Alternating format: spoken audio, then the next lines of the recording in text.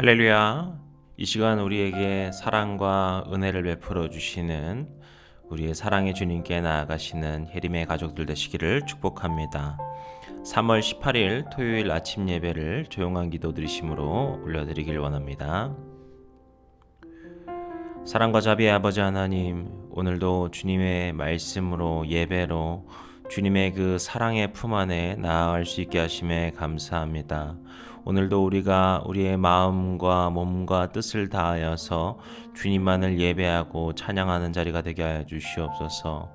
오늘 이 시간을 통하여서 주님께서 주신 그 놀라우신 은혜를 풍성히 입고 그 은혜를 가지고서 그 복음을 가지고서 살아갈 수 있는 우리의 믿음의 삶으로 우리를 이끌어 주시옵소서. 우리의 하루의 모든 순간순간을 주님께 맡겨드리며 모든 말씀 예수님의 이름으로 기도드렸습니다. 아멘. 오늘 우리가 함께 고백할 시편의 찬양은 시편 144편 1절의 말씀입니다.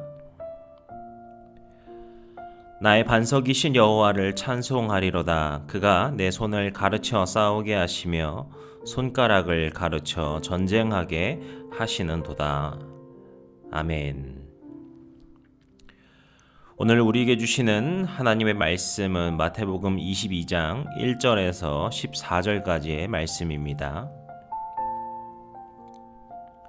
예수께서 다시 비유로 대답하여 이르시되 천국은 마치 자기 아들을 위하여 혼인 잔치를 베푼 어떤 임금과 같으니 그 종들을 보내어 그 청한 사람들을 혼인 잔치에 오라 하였더니 오기를 싫어하거늘 다시 다른 종들을 보내며 이르되 청한 사람들에게 이르기를 내가 오찬을 준비하되 나의 소와 살진 짐승을 잡고 모든 것을 갖추었으니 혼인 잔치에 오소서 하라 하였더니 그들이 돌아보지도 않고 한 사람은 자기 밭으로 한 사람은 자기 사업하러 가고 그 남은 자들은 종들을 잡아 모욕하고 죽이니 임금이 노하여 군대를 보내어 그 살인한 자들을 진멸하고 그 동네를 불사르고 이에 종들에게 이르되 혼인잔치는 준비되었으나 청한 사람들은 합당하지 아니하니 내 거리 길에 가서 사람을 만나는 대로 혼인잔치에 청하여 오라 한대 종들이 길에 나가 악한 자나 선한 자나 만나는 대로 모두 데려오니 혼인잔치에 손님들이 가득한지라.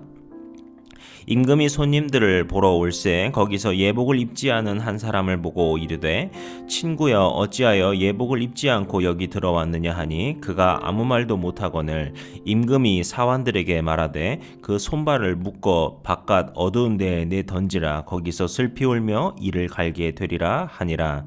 청함을 받은 자는 많되 택함을 입은 자는 적으니라. 아멘.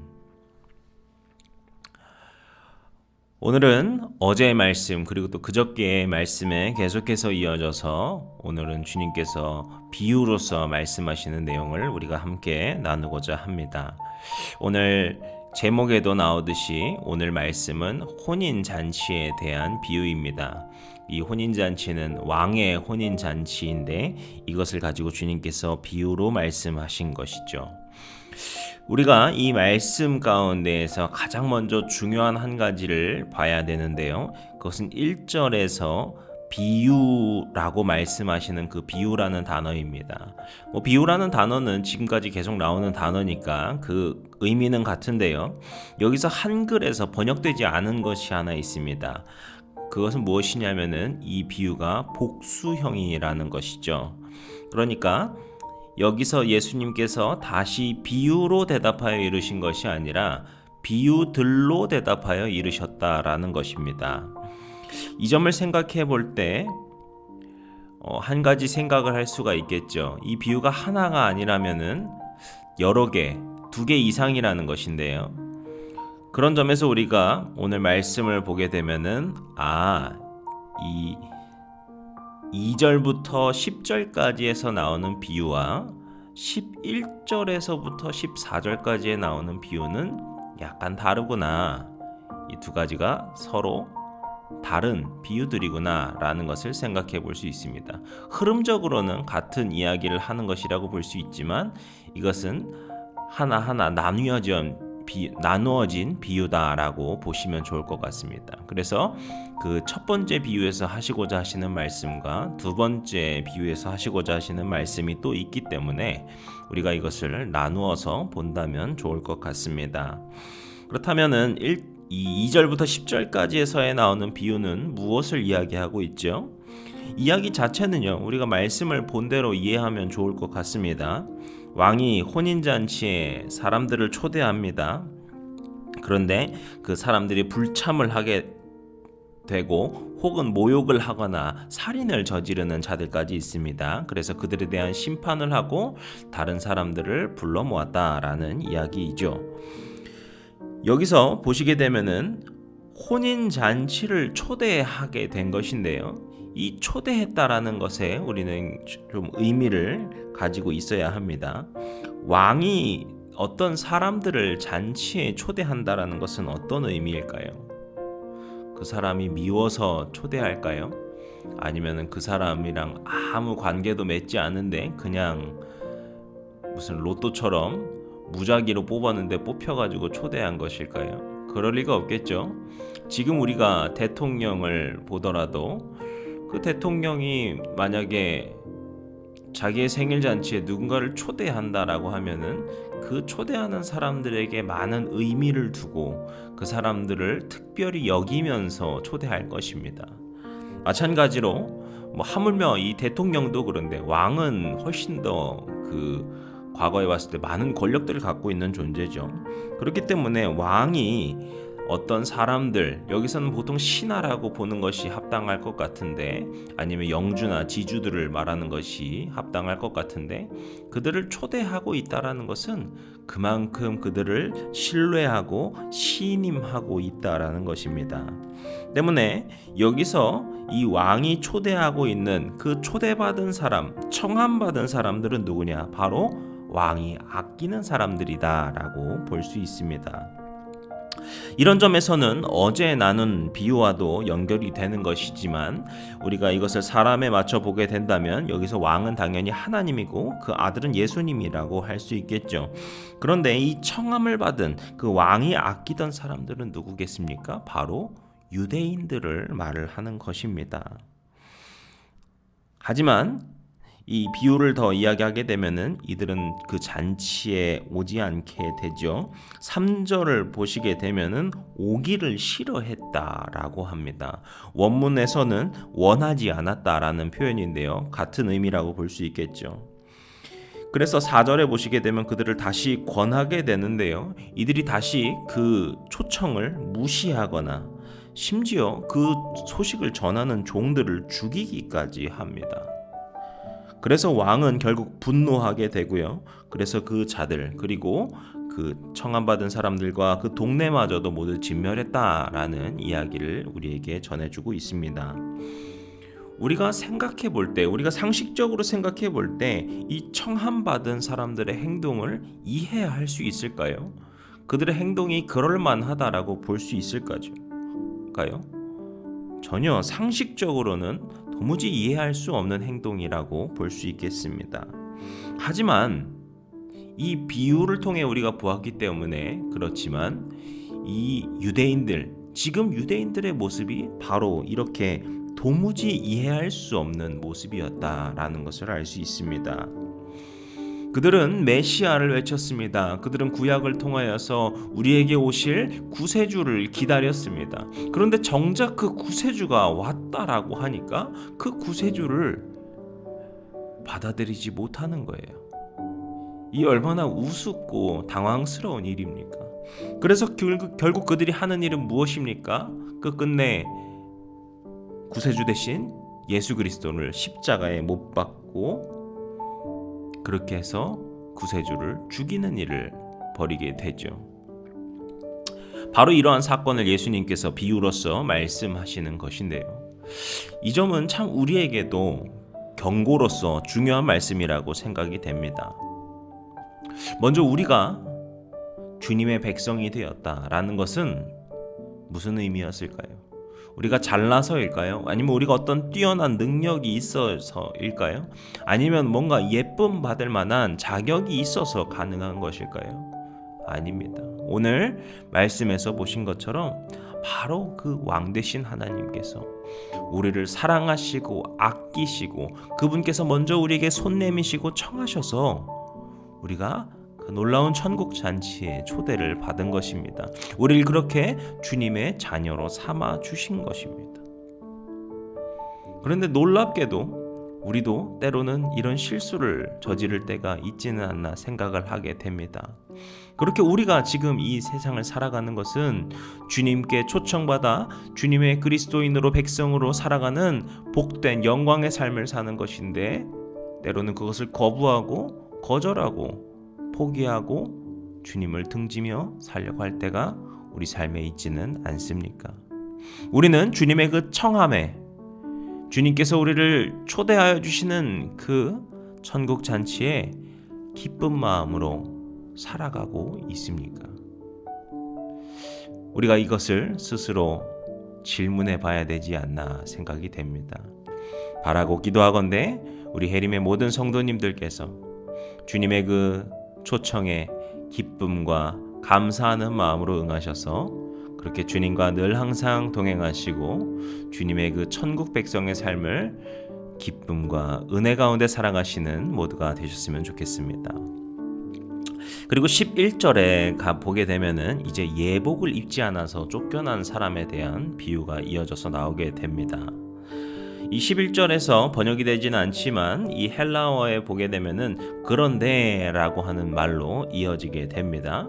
그래서 앞서 말씀드린 것처럼 이 비유들은 서로 나누어진 두 개의 비유라고도 할 수 있지만 어떤 하나의 연결되어 있는 비유다라는 것을 또 우리가 볼 수 있죠. 아무튼 간에 이 예복을 입지 않은 사람이 나오게 되는데 여기서 예복을 헬라어로 엔디마 가무라고 하는데요. 이것은 결혼식 때 입는 옷을 말을 합니다. 그런데 이 예복의 가장 중요한 특징은 이 예복을 잔치 때 혼주가 나누어 준다라는 데 있습니다. 그러니까 지금 이 사람이 예복을 입지 않았다라고 했을 때 우리가 생각할 때는 이 사람이 뭔가 집에서 깜빡하고 안 챙겨왔거나 아니면 가난해서 그런 예복이 없거나 라고 상상할 수가 있는데 지금 그런 상황이 아니라는 거예요. 이 사람이 초대받아서 왔을 때 그 예복을 다 받았다라는 거예요.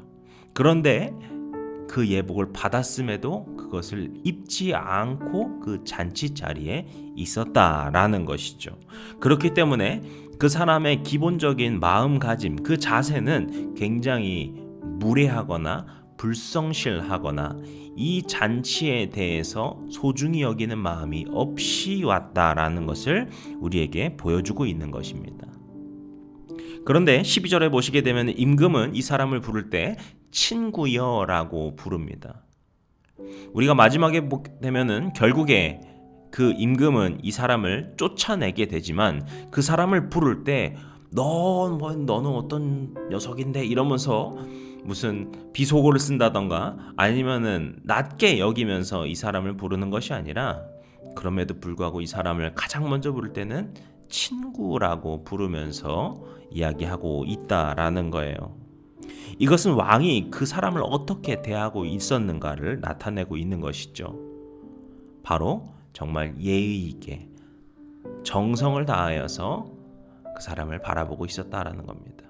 그래서 혹 당신이 어떤 문제가 있어서 혹 어떤 사정이 있어서 예복을 못 입게 된 것은 아닙니까? 라는 어떤 그런 생각을 가지고서 친구여 라고 부르면서 어찌하여 예복을 입지 않았습니까? 물은 것이죠.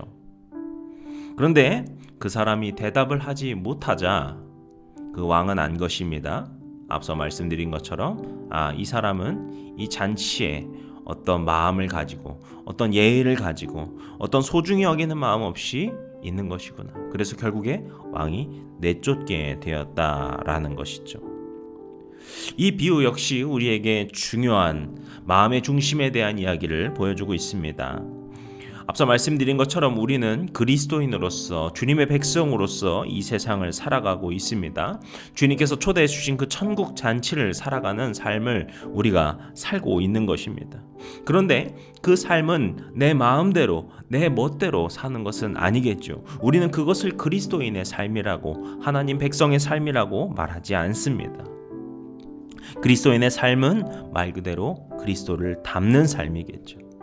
그래서 사도 바울도 이런 이야기를 갈라디아서 3장에서 할 때 그리스도로 옷 입는 삶이라고 이야기를 합니다. 우리 삶에 주어진 자기 십자가를 지며 주님을 따르는 삶인 것이죠. 주님께서 주신 예복을 입고 그렇게 주님의 백성으로서 사는 것이죠. 그렇게 주님을 닮아가고 주님을 따르고 주님의 뜻을 이루며 살아가는 그것이 바로 주의 백성으로서의 삶, 그 예복을 입은 삶이라는 것입니다. 그것이 바로 천국 잔치를 사는 우리의 백성된 마음인 것이죠. 사랑하는 성도 여러분, 오늘 우리는 어떤 삶을 살아갑니까? 세상의 삶을 살아갑니까? 아니면 나의 삶을 살아갑니까?